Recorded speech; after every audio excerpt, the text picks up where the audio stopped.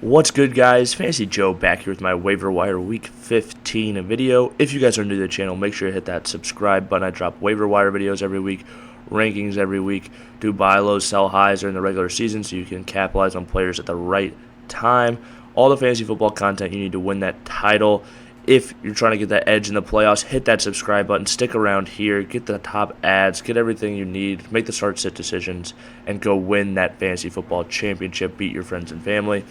Hit that like button, and if you have any questions or comments, start sits, any fantasy football questions, I'm your resource. Use me in the comment section down below, and it helps out the algorithm, so I really do appreciate it, and I will respond as I said.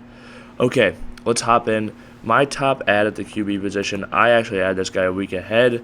Ended up getting the bye, thank goodness. But Matthew Stafford, he's had 3 games in a row with 22 fantasy points, and just threw for 294 and 3 against the Baltimore Ravens, has Washington, New Orleans, the Giants for the rest of the fantasy football playoffs. All his players are healthy. I think he's a great ad if you need help at the quarterback position. Other guys at the quarterback position, it gets a little tough, to be honest with you.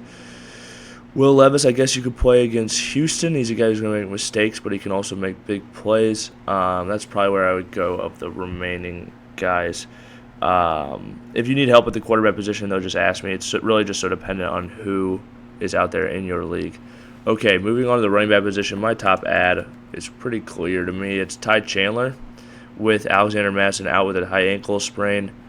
The next 3 games, you got Cincinnati, Detroit, and Green Bay. Just a really nice matchup for him. He's looked good when he's been given more opportunities, and now he should be the guy for them. Another guy that we should look at,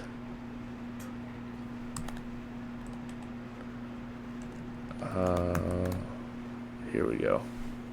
Knew there was a apostrophe in there somewhere.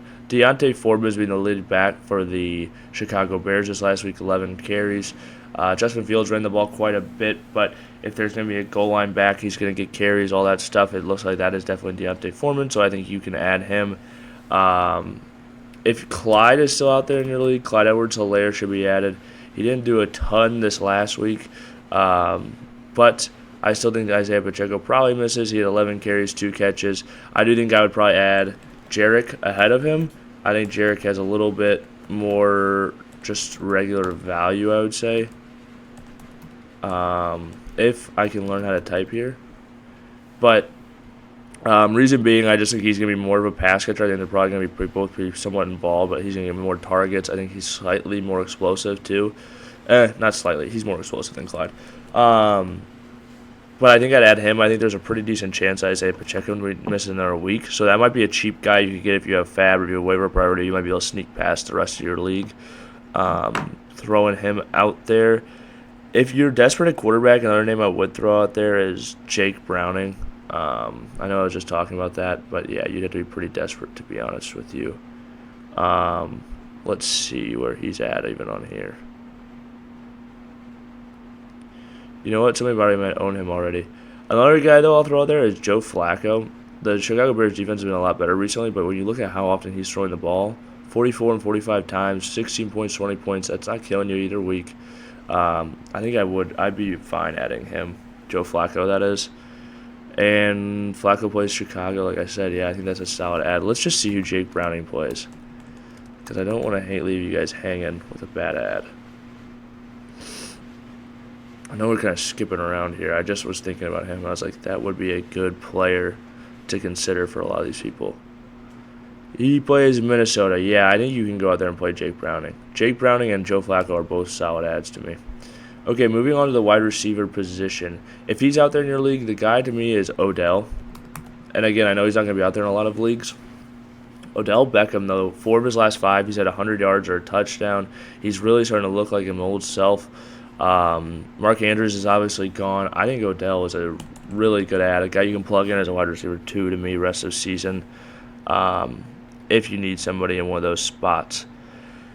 Other guys out there, I do think Zay Jones is worth an ad if he's out there in your league, if he's available. I know he's owned in a lot of leagues, but yeah, like I said, I think he should be a guy. If he's not playing Cleveland, he had 14 targets last week, 8 the week before. I think he would have a much better week. Baltimore isn't as easier, But I think there are better days ahead for Trevor Lawrence. Another guy I'd throw out there, Noah Brown. If he's out there in your leagues, Noah Brown should be added. Nico Collins is injured. Tank Dell's out for the season. Nico Collins could slide into that number 1 or number 2 role, and I don't know if that's the best thing for him for fantasy production, but the volume should be there, and he's definitely worth an add to me, so that'd be a guy I'd be taking a look at. The tight end position is pretty rough, to be honest with you. I'm not going to lie here. There's a few guys, though, that if you need to get desperate, you need somebody, I can give you. To me, honestly, Tucker Kraft is a dart throw. He's been more and more involved, and he's taking that Luke Musgrave role. I think you can play him. Another guy I would throw out there, I don't hate Tyler Higbee, but I think I probably would look other places. It's just it can be so bad with him. Obviously, though, I do think he has a decent chance at catching a touchdown. I think those are probably the 2 names I would look at. I think I'm looking away from Gerald Everett now that Easton Stick is in. Tyler Conklin, he does get a decent amount of targets every week.